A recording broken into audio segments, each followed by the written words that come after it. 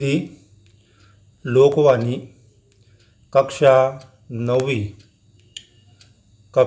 का bridge course सेतु अभ्यास कसौटी नंबर 3।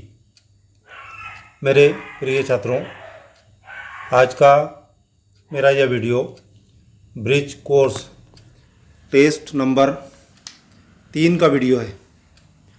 आइए इस वीडियो में देखते हैं। निम्नलिखित परिच्छेद को पढ़कर कृतियाँ कीजिए।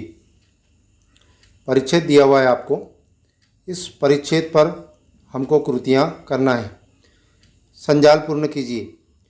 कुमाऊं मंडल इसके लिए विख्यात है। 2 बॉक्स दिए हैं, 2 बॉक्स में इसका उत्तर आपको इस पैसेज में से ढूंढकर लिखना है। उसके बाद है निर्देशित सूचना के अनुसार परिवर्तन करके लिखिए। निर्देशित सूचना के अनुसार परिवर्तन करके लिखो। यहाँ पर राजा दिया है, इसका विलोम शब्द क्या होगा, बहुवचन क्या होगा, समानार्थी शब्द क्या होगा और स्त्रीलिंग क्या होगा। इसके लिए 2 अंक दिए हुए हैं। उसके बाद है प्रश्न क्रमांक 2, निम्नलिखित कविता को पढ़कर कृतियाँ कीजिए। कविता पढ़ना है और कविता को पढ़कर इसकी कृतियाँ पूर्ण करना है। नंबर 1, कृति पूर्ण करो। कवि के खजाने, 2 बॉक्स दिए हैं, कवि के खजाने, इसमें आपको लिखना है। उसके बाद है पंक्तियों का अर्थ लिखो। पंक्तियाँ दी हुई है, इन पंक्तियों का आपको अर्थ लिखना है। निराशा उसको होती है जो आशावान होता है। इसके लिए भी 2 और 2 4 मार्क है। उसके बाद है मुहावरों का वाक्य में प्रयोग कीजिए। कमर कसना, कंधे से कंधा मिलाना, इसके लिए भी 2 मार्क दिए गए हैं। उसके बाद प्रश्न तीसरा है पत्र लेखन / निबंध लेखन। इसमें से आपको या तो पत्र लेखन लिखना है या फिर निबंध लेखन लिखना है। खराब स्वास्थ्य होने के कारण 5 दिनों के अवकाश लेने के संबंध में विद्यालय के प्रधानाचार्य को प्रार्थना पत्र लिखिए अथवा निबंध लिखिए, मेरा विद्यालय। तो इस तरीके से आपको ये तीसरा वाला जो टेस्ट है इसके उत्तर लिखना है। तीसरा वाला टेस्ट आपको 15 मार्क का है। तो मैं उम्मीद करता हूँ कि आप तीसरा वाला टेस्ट जो 15 अंक का है, इसको 15 में से 15 अंक लेंगे। ठीक है, समझ में आ गया? मैंने जैसा कहा वैसे ही लिखेंगे आप। ठीक है।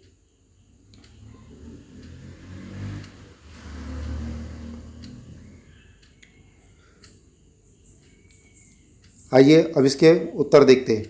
प्रश्न पहला, निम्नलिखित परिच्छेद को पढ़कर कृतियाँ कीजिए। इसमें प्रश्न पहला आपको पूछा गया है, संजाल पूर्ण कीजिए।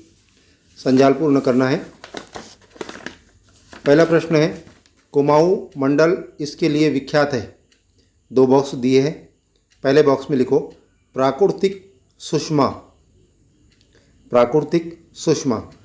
दूसरे बॉक्स में लिखो सुंदरता। दूसरे बॉक्स में लिखो सुंदरता। लिख लिए। उसके बाद दूसरा प्रश्न है, निर्देशित सूचना के अनुसार परिवर्तन करके लिखो। जैसी सूचना दी गई है वैसे ही लिखना है।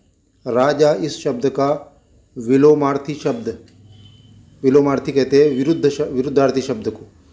राजा का विरुद्धार्थी शब्द होगा रंक। दूसरा है बहुवचन।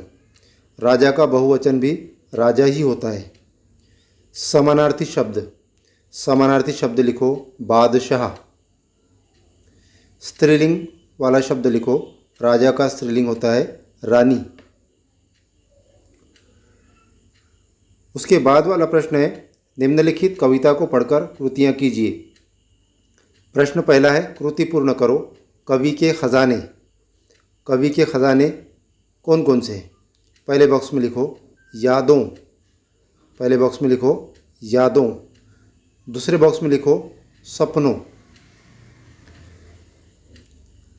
इसके अलावा पहले बॉक्स में यादें और दूसरे बॉक्स में सपने, ऐसा भी लिख सकते हैं।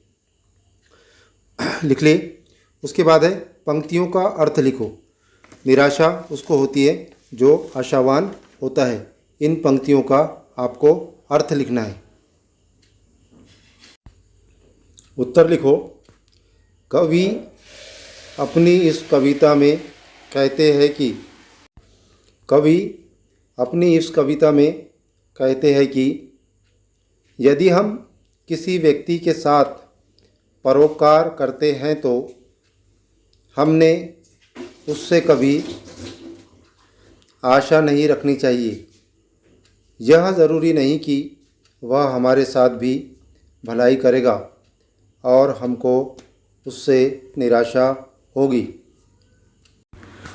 उसके बाद वाला प्रश्न है मुहावरों का वाक्य में प्रयोग। नंबर 1, कमर कसना। कमर कसना इसका अर्थ होता है तैयार होना। कमर कसना इसका अर्थ होता है तैयार होना। आर्मी में भर्ती होने के लिए राहुल ने कमर कस ली है। राहुल ने आर्मी में भर्ती होने के लिए कमर कस ली है। उसके बाद है नंबर 2, कंधे से कंधा मिलाना। इसका अर्थ होता है साथ देना। वाक्य लिखो, भारत की सेना ने कंधे से कंधा मिलाकर चीन को हरा दिया। भारत की सेना ने कंधे से कंधा मिलाकर चीन को हरा दिया। इसके बाद है प्रश्न 3, पत्र लेखन। पत्र लेखन और निबंध लेखन, इसमें से हम निबंध लेखन लिखेंगे। चलो लिखो, मेरा विद्यालय। मेरा विद्यालय 4 मंजिला इमारत है। यह एक मंदिर की तरह है जहां हम रोज़ाना पढ़ाई करने जाते हैं। सुबह सुबह सबसे पहले हम अपने बेहतर अध्ययन के लिए ईश्वर से प्रार्थना करते हैं और अपने क्लास टीचर को गुड मॉर्निंग कहते हैं। फिर हम अपने पाठ्यक्रम के अनुसार अध्ययन शुरू करते हैं। मुझे रोज़ाना विद्यालय जाना पसंद है। मेरे विद्यालय में बहुत कठोर अनुशासन है जिसका हमें नियमित रूप से पालन करने की आवश्यकता है।